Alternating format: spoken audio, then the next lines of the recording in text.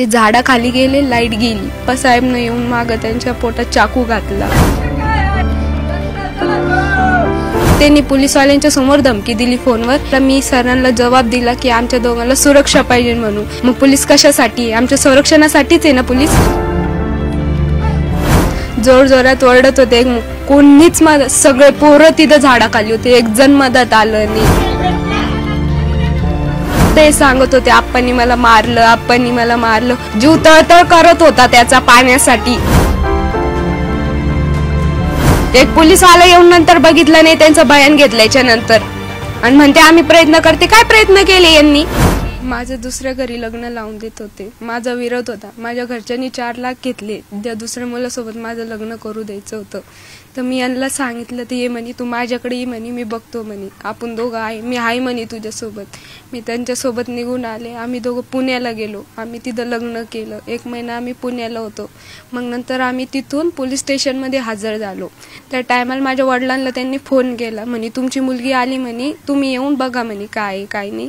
तर मग ते म्हणे मी काही येत नाही म्हणे. पण डायरेक्ट त्यांनी पोलिसवाल्यांच्या समोर धमकी दिली फोनवर की जर काही मला इंदिरानगरमध्ये दिसले नाही पाहिजे. आणि त्या टायमाला मी सरांना जबाब दिला की आमच्या दोघांना सुरक्षा पाहिजे म्हणून. पण त्या टायमाला जाधव सर मला म्हणले की आम्ही तुमच्या मागं बंदूक घेऊन येणार आहे का? मग पोलीस कशासाठी? आमच्या संरक्षणासाठीच आहे ना पोलीस. लीडर लोकांना पाठिंबा देण्यासाठीच आहे. त्यानंतर आम्ही घरी आलो आणि मग 1 महिना चांगला संसार चालू होता. पबजी खेळत होते पोरांनी, त्यांना बोलून घेतलं पबजी मधूनच. मग त्यानंतर ते झाडाखाली गेले, लाईट गेली. अचानकच आहे ना आप्पासाहेबनं येऊन मागं त्यांच्या पोटात चाकू घातला. जोर जोरात ओरडत होते. कोणीच सगळे पोरं तिथं झाडाखाली होते, एक जण मदत आलं नाही. माझं नवरा तिथं रक्तामध्ये पडेल होता. माझा दीर पळत पळत गेला. मला वाटलं असं काय झालं. गेले मी माझ्या सासऱ्याला पाठवलं. म्हणलं पप्पा सुमित भाऊले पळत गेले. म्हणलं एकदा बघा म्हणलं काय झालंय. गेले तर म्हणे अमित खाली पडला, अमित खाली पडला. मी गेले, मला कोणी चौकाच्या पुढे जाऊ दिलं नाही. जाऊ नको म्हणे तू. तसंच त्याला घाटीत नेलं. इथून घरून निघूस तर घाटीपर्यंत हे सांगत होते आप्पांनी मला मारलं, आप्पांनी मला मारलं. पोलिसवाल्यांनी स्टेटमेंट सुद्धा घेतलं यांचं की कोणी कोणी मारलं, कपडे घेतले, सगळं यांनी सांगितलं. मोठं खंजर होतं, त्यांनी माझं ऐकलं नाही. मला जमिनीवर पाडलं, 7 वार केले त्यांच्यावर. मी पोलिसवाल्यांनी आमचे पण बयान घेतले, पण आत्ता लोक ऍक्शन त्याच्यावर घेतलं नाही. तो इकडून तिकडून पळतोय. 12 दिवस झाले. माझ्या वडिलांना पण त्यांनी बेल कस काय दिली माहिती असून पण ती माझ्या नवऱ्यावर इतके वार केले, इतकं माहिती असून पण कोर्टाने सेफ्टी बेल्ट त्याला कस काय हे केली? होऊ शकत नाही ना.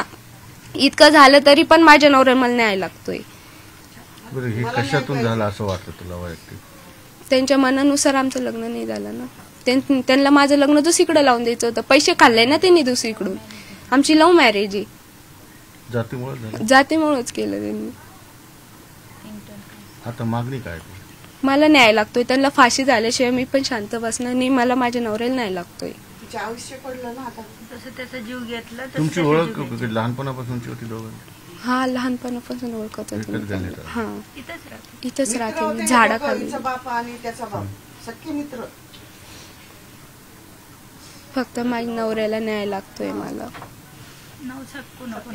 आप्पासाहेब कीर्तिशाही, भारत कीर्तिशाही, गीताराम कीर्तिशाही आणि भूषण कीर्तिशाही हे चौघांनी हे केलं.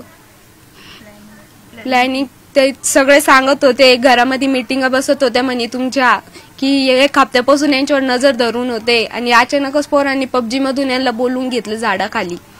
आणि ते गेले नाही. 11:30 वाजता लगे सांगते आम्हाला की त्याला चाकूने हाणलं. त्या टायमाला त्याचे मित्र ते कुठं होते? सगळे पळून गेले तिथून. त्याला मारूस, हा त्याला मारूस तर सगळे तिथंच होते. जेव्हा त्यांना दवाखान्यात न्यायचे सगळे पळून गेले तिथून. जे मदत आलं त्यांच्यावर चाकू उघडत होता. तो इतका मोठा खंजर होता त्याच्याकडं. माझ्या नवऱ्याने स्वतःच्या तोंडाने सांगितलं मला. असं म्हणे पोटात चाकू घातला आणि फिरवला म्हणे. माझे आताडे सगळे बाहेर आले. मी धरले होते म्हणे माझे आताडे. इतकं तक सांगितलं माझ्या नवऱ्याने मला. जीव तळतळ करत होता त्याचा पाण्यासाठी. एक पोलीस आला येऊन नंतर बघितलं नाही त्यांचं बयान घेतल्याच्या नंतर आणि म्हणते आम्ही प्रयत्न करते. काय प्रयत्न केले यांनी? प्रयत्न केले असतं ते एका दिवसात यांनी गुन्हेगाराला पकडलं असतं का? दुसरे पोलीस आले पकडत नाही गुन्हेगारांना. तुमच्या दोघांचं शिक्षण कसं झालं? माझं 12वी, मी फर्स्ट इयरला आहे. त्यांची 12वी होईल. कॉलेजला पण सोबत?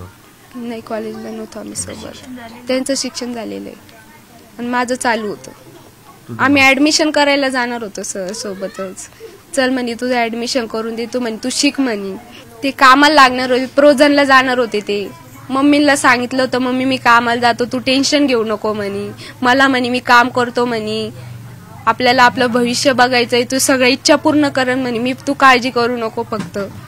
दुसऱ्या दिवशी प्रोजनला जाणार. आमच्या महिन्याला 1च महिना झालता सर लग्नाला. आज 1 महिना झाला आणि तसं झालं. काल 1 महिना झाला आणि आज असं झालं यांच्यासोबत. 13 तारखेला आमच्या लग्नाला 1 महिना झाला आणि 14 तारखेला रात्री असं झालं. लाईट सगळं बंद केलं होतं त्यांनी. झाडाखालचं लाईट कधी बंद राहत नाही.